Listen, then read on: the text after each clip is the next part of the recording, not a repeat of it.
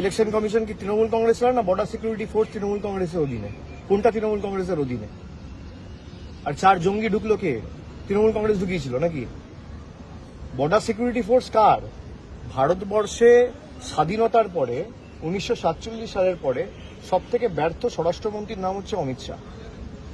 অমিত শাহর অধীনে একের পর এক জঙ্গি হানা থেকে শুরু করে এই যে অনুপ্রবেশ, তারপর এই যে বাংলার দাবি করে কয়লা পাচার, গরু পাচার, তো সিআইএসএফ বিএসএফ এর মদত না থাকলে করা যায় না।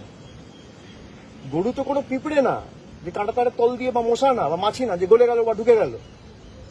একটা আস্ত গরু কি করে বর্ডার থেকে এপার থেকে ওপার যাচ্ছে বিএসএফ এর মদত না থাকলে? টাকা টাকার কাছে যায়। বিএসএফ এর কজনকে সিবিআই ইডি ডেকেছে? আমি অ্যারেস্ট করা ছেড়ে দিলাম, 5 বছর ধরে তদন্ত চলছে, একজনকে একটা সামান পার্টি এখনো পর্যন্ত ডাকেনি। কলিয়ারি গার্ড করে সিআইএসএফ। সিআইএসএফ এর কোনো কমান্ডেন্টকে ডেকেছে? সিআইএসএফ এর ডিজিকে ডেকেছে?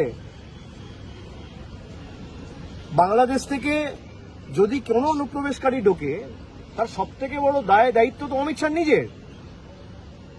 তার তো ইস্তফা দেওয়া উচিত। আগে ইস্তফা দিক, তারপর প্রশ্ন করুক। ঠিক আছে।